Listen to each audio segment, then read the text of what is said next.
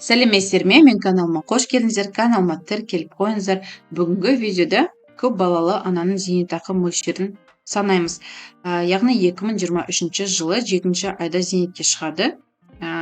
Осы зейнетке шыққан кезде зейнетақының тек бір түрін алатын болады. Ынтымақты зейнетақы түрін, яғни солидарный пенсия.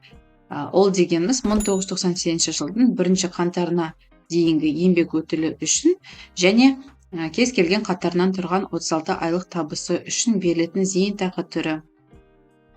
Қалған зейнетақы түрлерін, яғни 2030 жылы 63 жасқа келген кезде, жасы бойынша зейнетке шыққан кезде алатын болады.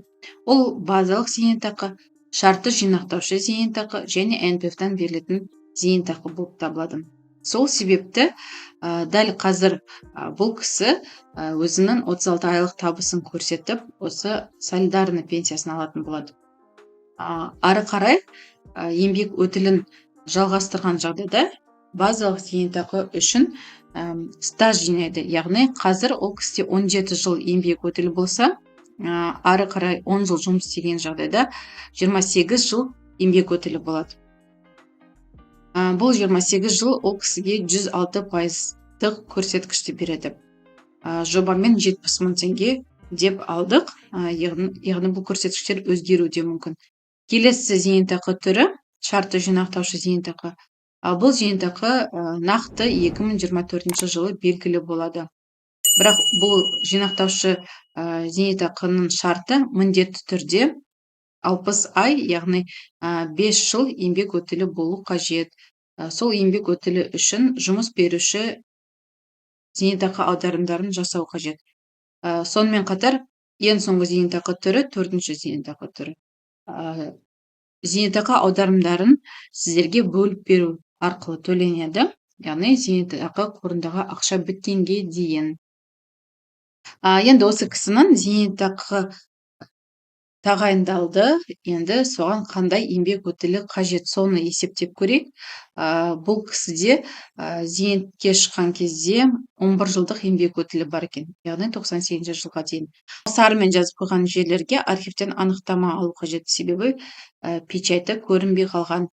Сосын мынау диплом деп тұр. Дипломда бұл кісі бітірмеген екен дипломын. Сол аяқталмаған оқу орнынан архивтен анықтама алу қажет.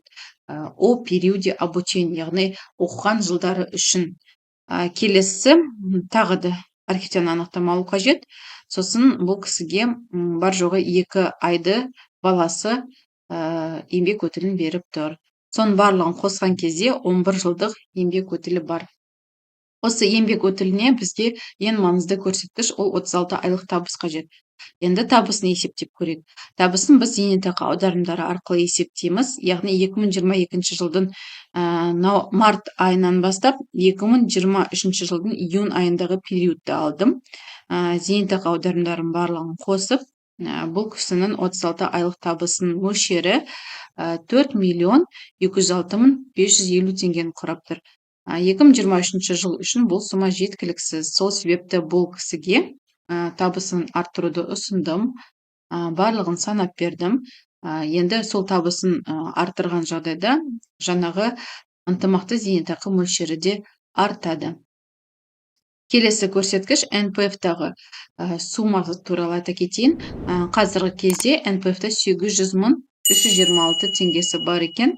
Бұл суманы бұл кісі қазір алмайды, тек жасы бойынша шыққан кезде бірден алатын болады, немесе бөліп алатын болады.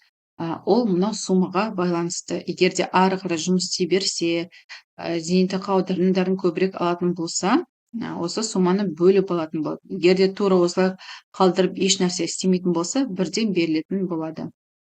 Осылай зейнетақы бойынша есептеу жүреді, консультацияда толығымен барлығы түсіндіреді. Сол себепті зейнетке шығатын кезде алдын ала дайындалу қажет. Егер де жоғары зейнетақы алғыларыңыз келсе. Консультация бойынша нөмірімді қалдырып кетемін. Хабарласыңыздар, каналыма тіркеліп қойыңыздар. Сау болыңыздар.